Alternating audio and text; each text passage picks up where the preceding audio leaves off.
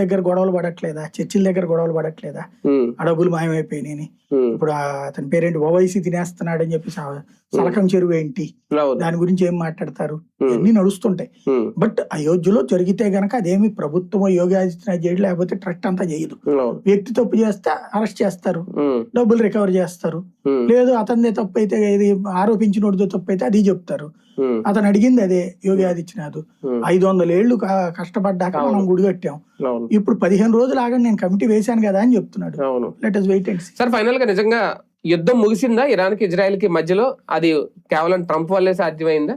2031 సంవత్సరంకి 3వ ప్రపంచ యుద్ధం వచ్చే అవకాశం ఉందన్నది ప్రపంచవ్యాప్తంగా ప్రముఖ ఆస్ట్రాలజిస్టులు అందరూ చెప్పేది. అప్పటిదాకా ఈ గొడవలు నడుస్తూనే ఉంటాయి. ఇవన్నీ తాత్కాలికంగా ఆగినట్టు నాటకాలు తప్పించి ఏముండదు.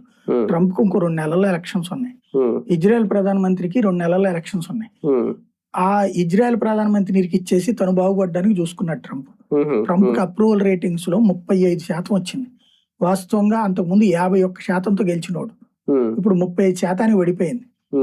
మధ్యంతర ఎన్నికల్లో పడిపోతే రేపు సెనెట్ లో తనకు మద్దతు ఉండదు, కాంగ్రెస్ లో మద్దతు ఉండదు, కుక్క బతుకవుద్ది రాబోయే 2 ఏళ్లు కూడా. దాన్ని కవర్ చేయడానికి గెలిచానని చెప్పుకోవడానికి నోటుతో గెలిచానని చెప్తున్నాడు, ఒరిజినల్ గా ఓడిపోయాడు అక్కడ. ఇంకోటి ఏంటంటే యుద్ధం కంటిన్యూ అవుతున్నటువంటి సందర్భంలో ఇతను ఒక వ్యాపారవేత్త, యుద్ధాన్ని వ్యాపార కోణంలో చూశాడు.